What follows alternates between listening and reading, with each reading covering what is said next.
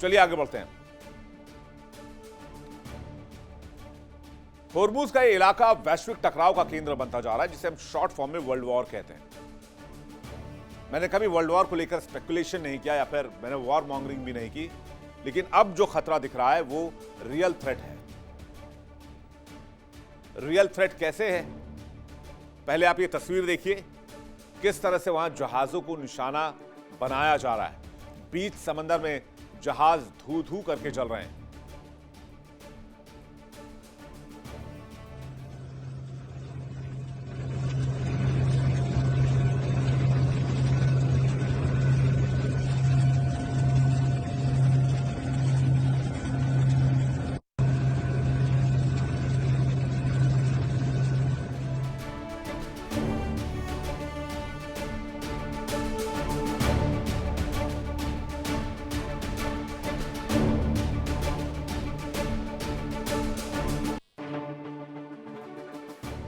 तो होर्मुज कैसे वैश्विक टकराव का केंद्र बनता जा रहा है, ये मैं आपको जल्दी से समझाता हूं। होर्मुज को लेकर अब यूरोपीय देश एक्टिव हो गए। ब्रिटेन और फ्रांस ने अपने अपने युद्धपोत भेज दिए हैं, जिससे इस इलाके में वैश्विक टकराव की आशंका बन रही है। ईरान ने क्लियर वार्निंग दे दी है कि आप आ तो गए हैं, लेकिन होर्मुज की तरफ बढ़े तो आप पर हमला होगा। हम किसी के ऑर्डर का इंतजार नहीं करेंगे, जो भी होर्मुज में आएगा वो मार खाएगा। दक्षिण कोरियाई जहाज पर हमले ने वैश्विक तेल आपूर्ति के सबसे महत्वपूर्ण रास्ते को और अधिक खतरनाक बना दिया है। ईरान ने चेतावनी दे दी। ईरान ने कहा है कि किसी भी देश की होर्मुज में एंट्री बर्दाश्त नहीं करेंगे। तो क्या होर्मुज वर्ल्ड वॉर का सीन बनाएगा? क्या ईरान पूरी दुनिया से लड़ाई लड़ेगा? ईरान के उप विदेश मंत्री काजिम गरीबाबादी ने सोशल मीडिया की मीडियम से एक संदेश जारी किया। उन्होंने कहा कि होर्मुज में फ्रांसीसी और ब्रिटिश जहाजों की मौजूदगी को अंतर्राष्ट्रीय कानून का उल्लंघन माना जाएगा। उप विदेश मंत्री के मुताबिक अगर ये देश अमेरिका की किसी भी कार्रवाई में अवैध सहयोग करते हैं या एक भी कदम बढ़ाते हैं तो ईरानी सशस्त्र बल इसका तत्काल, ताकतवर और निर्णायक जवाब देंगे। ब्रिटेन और फ्रांस ने स्ट्रेट ऑफ होर्मुज की ओर युद्धपोत भेजने का ऐलान किया था और इस इलाके से फंसे हुए शिप्स को निकालने की बात कही थी। जंग थमी नहीं, लेकिन जंग का दायरा बढ़ता जा रहा है। समंदर में तेल फैल रहा है, आसमान में लड़ाकू विमान लापता हो रहे हैं। होर्मुज को लेकर यूरोपीय देश पहुंच रहे हैं, यूरोप भी ललकार रहा है कि अंजाम भुगतना होगा। दुनिया की सबसे खतरनाक समुद्री नली पर नई जंग का दरवाजा खुल गया है। फ्रांस का परमाणु चलित विमान वाहक पोत चार्ल्स डी गॉल लाल सागर की तरफ बढ़ रहा है। होर्मुज में शिपिंग की स्वतंत्रता बहाल करने के संभावित मिशन के लिए ब्रिटेन ने भी अपने HMS ड्रैगन टाइप 45 डिस्ट्रॉयर को मैदान में उतार दिया है। इधर ईरान के उप विदेश मंत्री ने सोशल मीडिया पर साफ साफ चेतावनी दे दी है और कहा है कि होर्मुज किसी के बाप की जागीर नहीं है, यह ईरान की प्रॉपर्टी है, यह ईरान का इलाका है। यह एक संवेदनशील जलमार्ग है जो तटीय राज्यों से सटा हुआ है। केवल ईरान ही इसकी सुरक्षा स्थापित कर सकता है। लेकिन दूसरी तरफ ब्रिटेन और फ्रांस 40 से ज्यादा देशों के साथ मिलकर एक बहुराष्ट्रीय मिशन बना चुके हैं। कीर स्टारमर ब्रिटिश पीएम का कहना है कि जहाज केवल युद्ध विराम के बाद होर्मुज में प्रवेश करेंगे, प्री पोजीशन में वो तैनात रहेंगे। लेकिन इस ऐलान के बाद ईरान बहुत ज्यादा गुस्से में है। ईरान कह रहा है कि युद्धकाल हो या शांतिकाल, कोई भी देश होर्मुज में नहीं आ सकता है अपने युद्धपोत के साथ। अगर होर्मुज में आया तो फिर हमले होंगे। तो क्या होर्मुज में वर्ल्ड वॉर पकता हुआ दिख रहा है? होर्मुज में क्या स्थिति बन गई है? अब आइए इसको समझने की कोशिश करते हैं। अमेरिका ने होर्मुज और ईरान के सामने गल्फ ऑफ ओमान में ब्लॉकेड लगाकर व्यापार ठप कर दिया है, जिससे ईरान के ऊपर काफी असर हो रहा है। ईरान बार बार अमेरिकी घेरेबंदी का कड़ा विरोध कर रहा है। फ्रांस और ब्रिटेन अपने अपने युद्धपोत इस इलाके में भेज चुके हैं। ईरान ने फ्रांस, ब्रिटेन और दूसरे यूरोपीय देशों को चेतावनी दी है कि हमारे मामले से दूर रहो, दखल देने की कोई आवश्यकता नहीं है। अगर बाहरी दखल हुआ तो बर्दाश्त नहीं करेंगे। चीन, रूस और नॉर्थ कोरिया ने भी इस पर आपत्ति जताई है। इन देशों का कहना है कि होर्मुज एक अंतर्राष्ट्रीय जलमार्ग है। अमेरिका का जानबूझकर क्षेत्रीय तनाव को बढ़ावा देना ठीक नहीं है। उधर ईरान का तेल स्टॉक भी फुल हो चुका है और ईरान ने अपने तेल को समंदर में गिराना शुरू कर दिया है। अब इससे क्या होने वाला है, प्रॉब्लम क्या बढ़ेगी, यह भी जान लीजिए।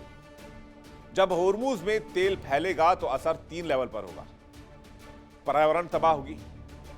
फारस की खाड़ी में एक अर्धबंद समुद्र है। यहां तेल फैलने की वजह से मछलियां और समुद्री जीव बड़े पैमाने पर मारे जा सकते हैं। खाड़ी देशों का पेयजल समुद्री खतरे में आ जाएगा, क्योंकि डिसैलिनेशन प्लांट के जरिए खाड़ी देश समंदर का पानी ही मीठा करके पीते हैं।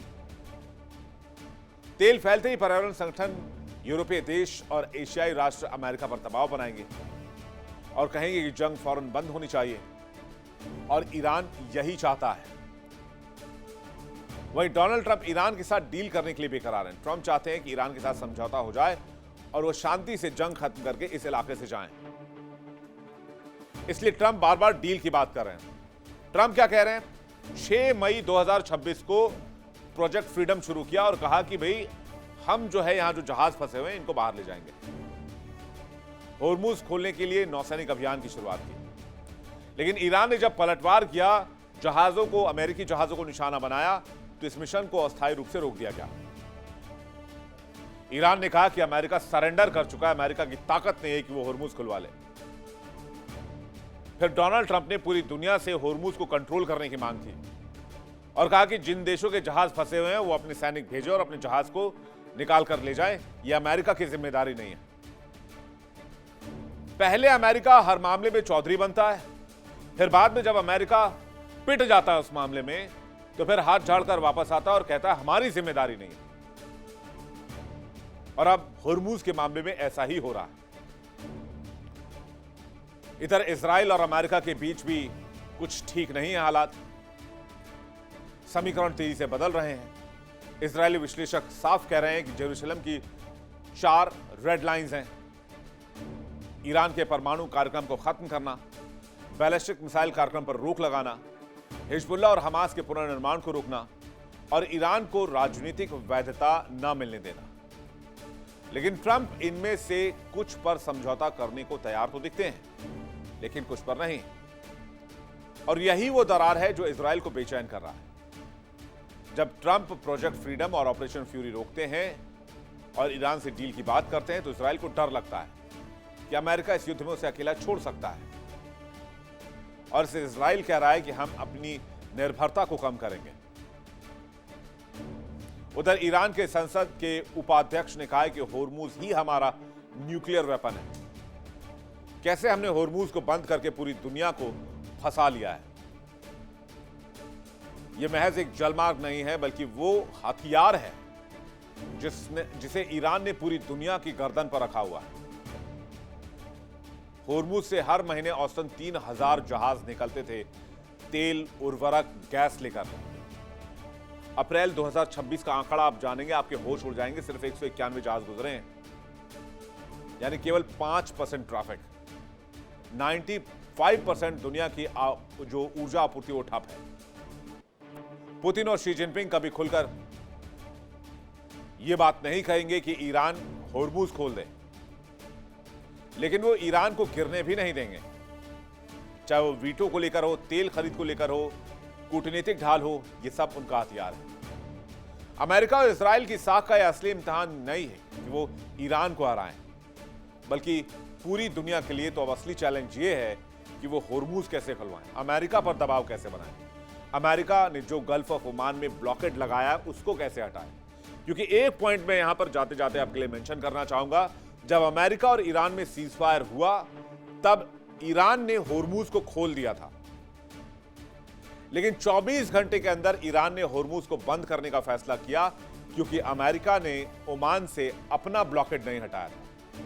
तो आज अगर होर्मुज दोबारा बंद है तो सिर्फ और सिर्फ डोनाल्ड ट्रंप की वजह से और अमेरिका की उन नीतियों की वजह से जिसकी वजह से उन्होंने गल्फ ऑफ ओमान में ब्लॉकेड डाला है,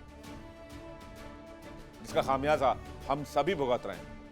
पूरी दुनिया परेशान है। देखिए इंडिया डेली 24/7 अब आपके स्मार्ट टीवी पर। इंडिया डेली मौजूद है सभी डिजिटल प्लेटफॉर्म पर लाइव और लगातार। इंडिया डेली 24/7 हर दिन राष्ट्र को समर्पित।